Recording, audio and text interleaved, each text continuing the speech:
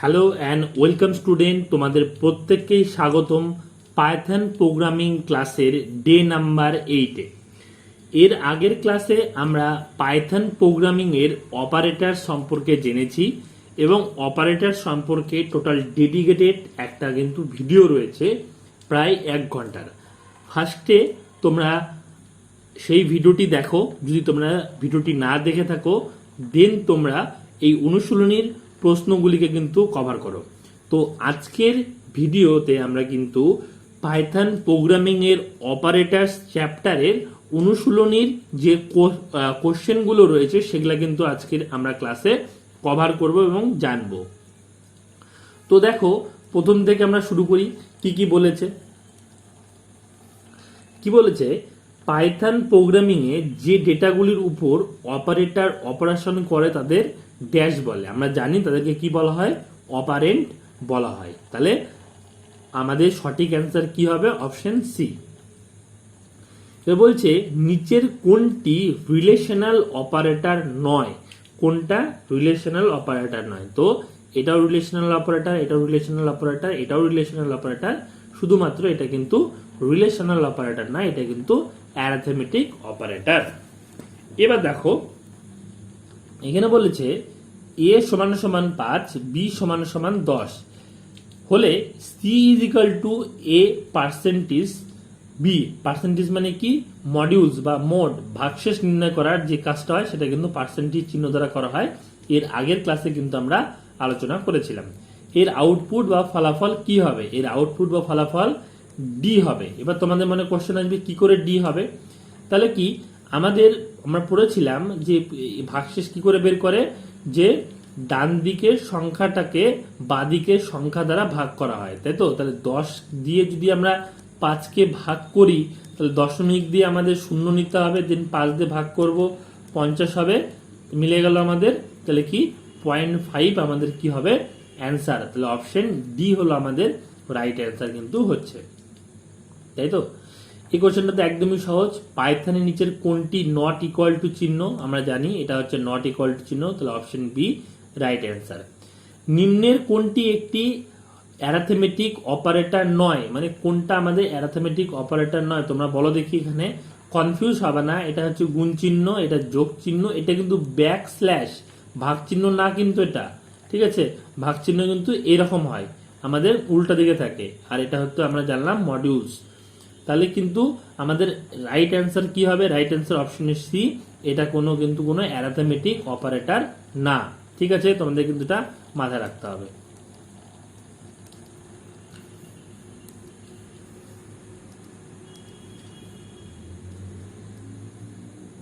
আচ্ছা, এবার দেখো পরের কোশ্চেনে যাই আমরা।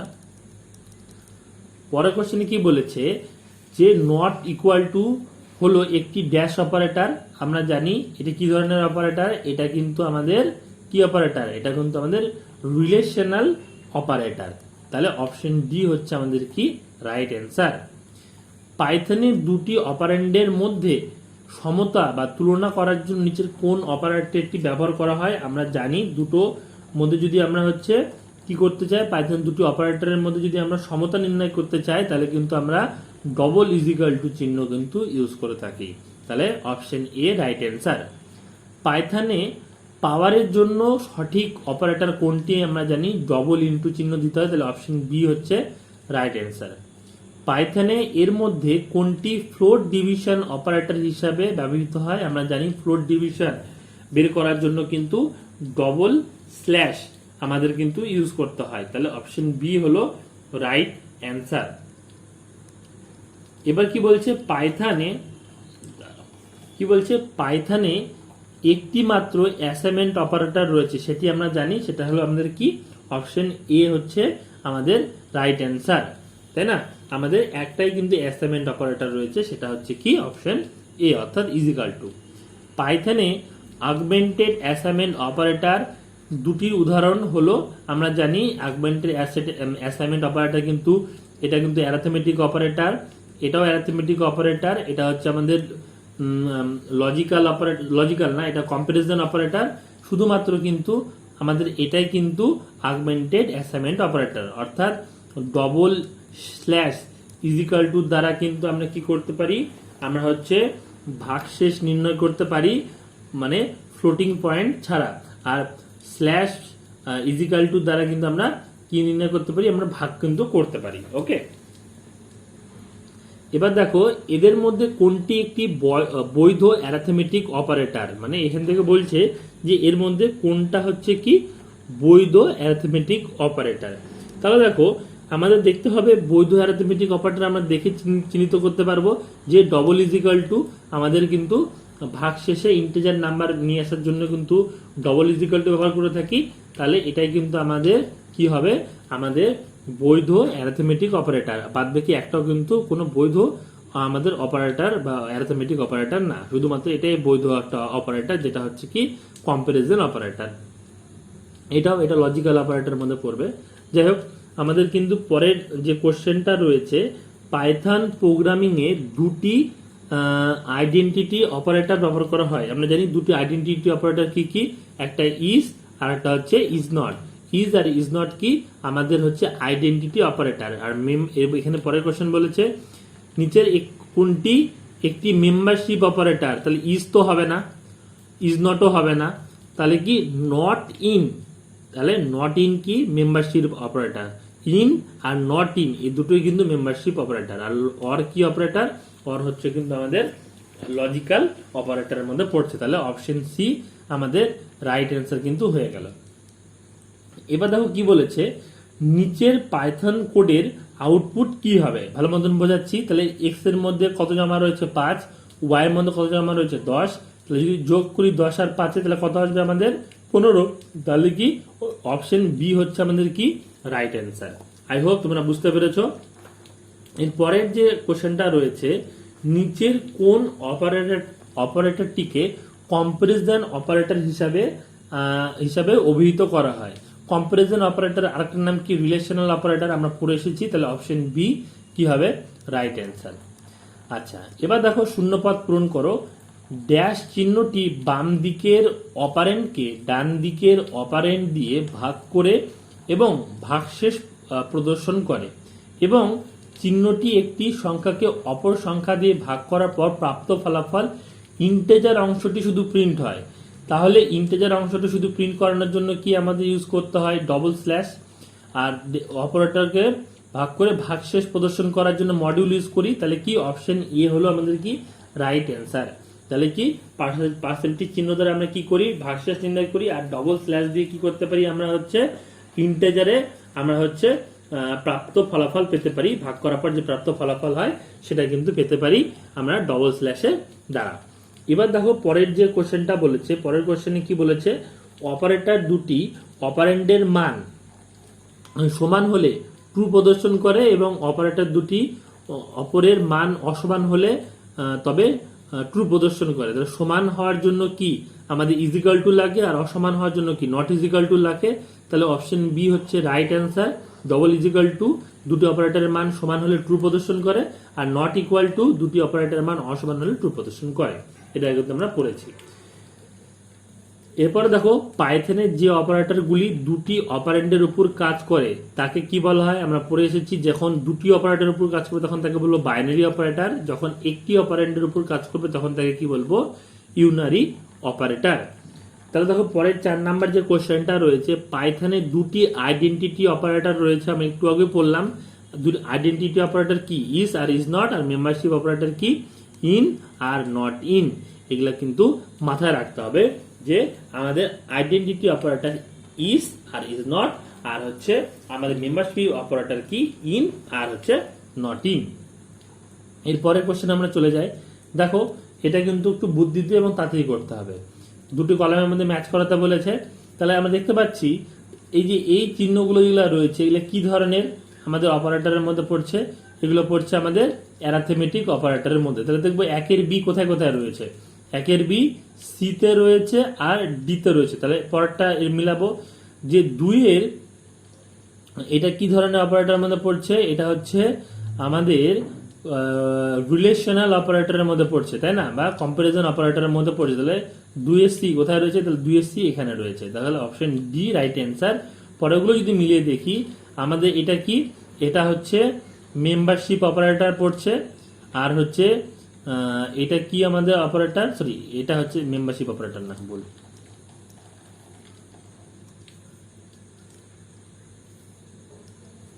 এটা আমাদের হচ্ছে আগমেন্টেড অ্যাসাইনমেন্ট অপারেটর, আর এটা হচ্ছে কি আমাদের মেম্বারশিপ অপারেটরের মধ্যে পড়ছে।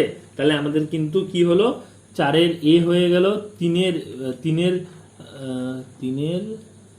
হ্যাঁ 3-এর ডি হয়ে গেল, 2-এর সি হয়ে গেল, 2-এর সি হয়ে গেল, আর 1-এর বি হয়ে গেল। তাহলে অপশন ডি হচ্ছে আমাদের রাইট অ্যান্সার। এরপরের কোশ্চেনটা দেখি যে ইজিক্যাল টু কেন ব্যবহার করা হয় আমাদের দুটি অপারেটরের মধ্যে ভাগশেষ প্রদান করতে। এটা অ্যাসাইনমেন্ট অপারেটর, আমরা জানি একটা মাত্র অ্যাসাইনমেন্ট অপারেটর রয়েছে। তাহলে অপশন সি কোথায় কোথায় রয়েছে, 3 জায়গায় রয়েছে। তাহলে দেখবো পার্সেন্টেজের কাজ কি, বা ডবল ইজিক্যাল টু কি করে, দুটি অপারেটরের মধ্যে কি করে, আমাদের দুটি অপারেটরের মান সমান হলে ট্রু প্রদান করে, তাই তো। তাহলে কি দেখবো 2-এর ডি কোথায় কোথায় রয়েছে, দেখো 2-এর ডি এখানে রয়েছে, এখানে রয়েছে, তাহলে এইটা আমাদের বাদ চলে গেল। তারপরে কি বলেছে পার্সেন্টেজ কি করে, ভাগশেষ প্রদান করে। তাহলে 4-এর কি হবে, 4-এর বি, 4-এর বি, তাহলে কি 4-এর বি আমাদের এখানে ম্যাচ করছে, তাই না। 4-এর বি এখানে ম্যাচ করছে, আর কোথাও তো ম্যাচ করছে না। তাহলে কি অপশন বি হলো আমাদের কি রাইট অ্যান্সার হয়ে গেল। আবার যদি বলি ইজ নট কি, ইজ নট হচ্ছে আমাদের কি আইডেন্টিটি অপারেটর। তাহলে 1-এর সি হলো, 1-এর সি কেন হলো, ইজিক্যাল টু অ্যাসাইনমেন্ট অপারেটরের মধ্যে ডবল ইজিক্যাল টু কি করে, দুটি মান যখন সমান হয় তখন ট্রু ভ্যালু প্রদর্শন করে। ইজ নট কি ধরনের অপারেটর, আমাদের আইডেন্টিটি অপারেটর। আর পার্সেন্টেজ দুটি অপারেটরের মধ্যে ভাগশেষ প্রদান করে। তাহলে কি অপশন বি আমাদের রাইট অ্যান্সারের মধ্যে চলে আসলো।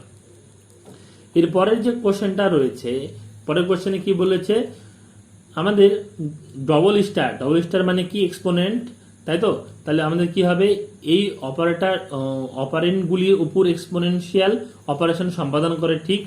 তারপরে কি গুণ, দুটি অপারেটরের মান গুণ করে। তাহলে মিলাবো 1-এর বি কোথায় রয়েছে, 1-এর বি এক জায়গায় রয়েছে, 2-এর এও মিলে গেছে। তাহলে অপশন সি আমাদের কি রাইট অ্যান্সার হয়ে গেল। এরপরে কোশ্চেনে চলে আসি, বিবৃতি যুক্তিমূলক। কি বলেছে, পাইথনের ডেটার উপর বিভিন্ন রকম অপারেশনগুলি কার্যকর করতে অপারেটরের প্রয়োজন হয়, ঠিক। পাইথনের ডেটার উপর বিভিন্ন রকম অপারেশন কার্য করতে অপারেটরের প্রয়োজন হয়, ঠিক। দুটি অপারেন্ডের মধ্যে সম্পর্ক প্রদর্শন করতে রিলেশনাল অপারেটর ব্যবহার করা হয়, তাই তো। তাহলে কি হলো, আমাদের ভালো মতন যদি বোঝায়, পাইথন ডেটার উপর বিভিন্ন রকম অপারেশনগুলি কার্য করতে অপারেটরের প্রয়োজন হয়, ঠিক। ডেটার উপর কাজ করতে অপারেটরের প্রয়োজন হয়। দুটি অপারেটরের মধ্যে সম্পর্ক প্রদর্শন করতে রিলেশনাল অপারেটর ব্যবহার করা হয়, তাহলে এটাও ঠিক। তাহলে কি হবে, আমাদের এ ও বি উভয় সত্য এবং আর হলো সঠিক ব্যাখ্যা তো না। এ ও বি উভয় সত্য কিন্তু আর এর সঠিক ব্যাখ্যা না। তাহলে অপশন বি রাইট, কারণ এ সত্য আর মিথ্যা হবে না, এ মিথ্যা আর সত্য হবে না। তাহলে অপশন বি আমাদের কি হয়ে গেল রাইট অ্যান্সার। পরেরটা দেখি, পাইথনে 2 ধরনের মেম্বারশিপ অপারেটর দেখা যায়, ঠিক। 2 ধরনের মেম্বারশিপ অপারেটর দেখতে পারি আমরা। এই দুটি মেম্বারশিপ অপারেটর হচ্ছে নট আর ইন না আমরা দেখেছি। তাহলে সেই ক্ষেত্রে কি হয়ে গেল, এটা আমাদের এ সত্য আর কিন্তু আর মিথ্যা আমাদের এখানে কিন্তু হয়ে গেল। এরপরে দেখো এই চিত্রটা যদি তোমরা ভালো মতন লক্ষ্য করো, কি বলছে পাইথন অপারেটর।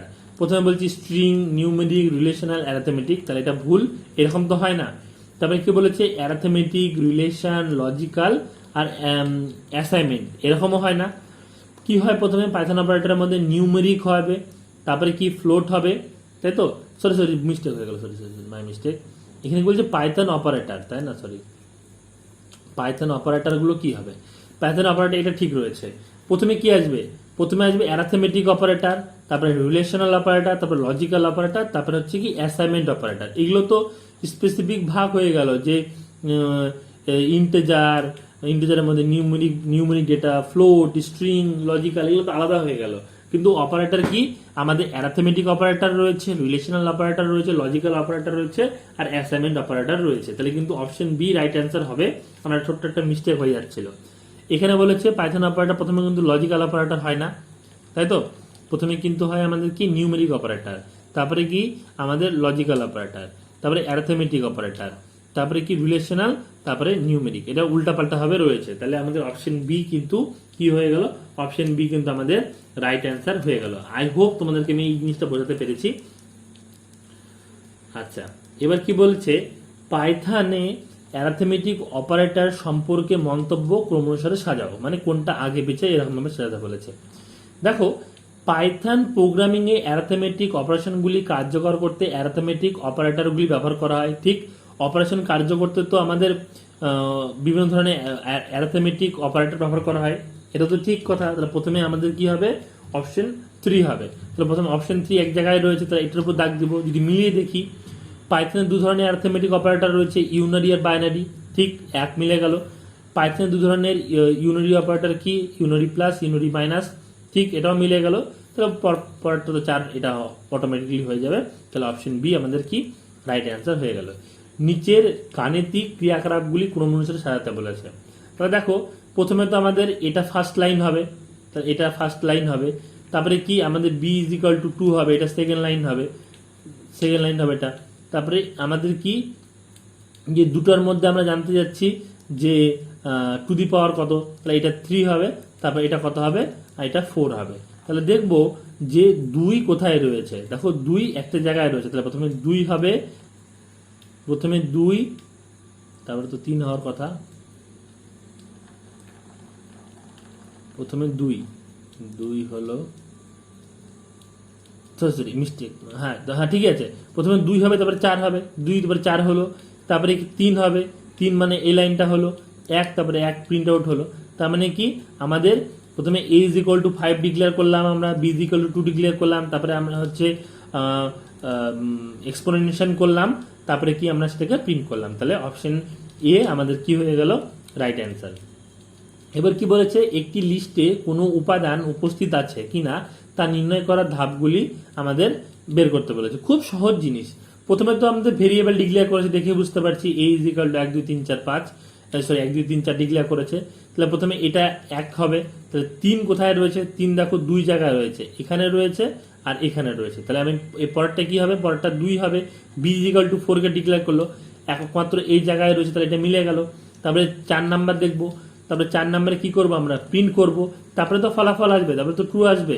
তাহলে আমাদের অপশন বি কি হয়ে গেল, অপশন বি হচ্ছে আমাদের রাইট অ্যান্সার হয়ে গেল। এরপরে একটু ছোট করে নিই,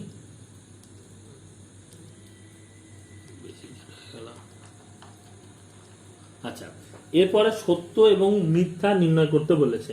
ঠিক আছে, কি বলেছে, পাইথনের দুটি অপারেটরের মধ্যে সম্পর্ক প্রদর্শন করতে রিলেশনাল অপারেটর ব্যবহার করা হয়। ঠিক, পাইথনে একটি মাত্র অ্যাসাইনমেন্ট অপারেটর রয়েছে, সেটি হলো প্লাস, এটা ভুল। তাহলে কি এ সত্য, বি মিথ্যা, তাহলে কি অপশন এ আমাদের কি হয়ে গেল রাইট অ্যান্সার হয়ে গেল। এবার কি বলছে, পাইথন প্রোগ্রামিং ল্যাঙ্গুয়েজে দুটি আইডেন্টিটি অপারেটর আছে। ঠিক, একটা ইজ এবং আরেকটা হচ্ছে ইজ নট।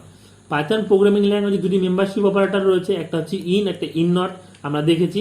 তাহলে আমাদের option A right, sorry option A হবে না, অপশন সি আমাদের রাইট অ্যান্সার হবে, কারণ দুটো স্টেটমেন্টই কি, দুটো স্টেটমেন্টই আমাদের সত্য, তাই না।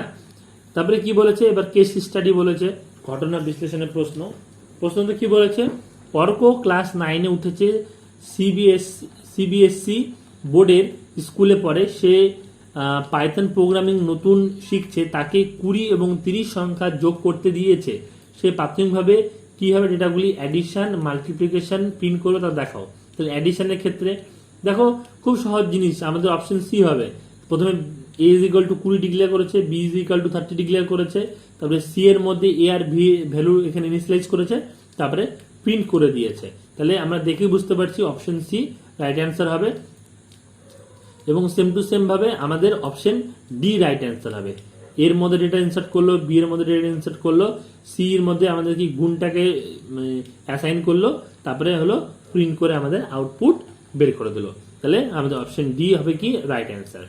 এরপরে আমাদের দুটি স্টেটমেন্টের মধ্যে বা কি বলছে, দুটি বিবৃতির মধ্যে সম্পর্ক তৈরি করো, রিলেশনশিপ বিটুইন স্টেটমেন্টের মধ্যে বিবৃতি তৈরি করতে বলেছে। পাইথনের দুটি অপারেন্টের মধ্যে সম্পর্ক প্রদর্শন করতে রিলেশনাল অপারেটর ব্যবহার করা হয়, তাই তো, ঠিক আছে, এটা ঠিক।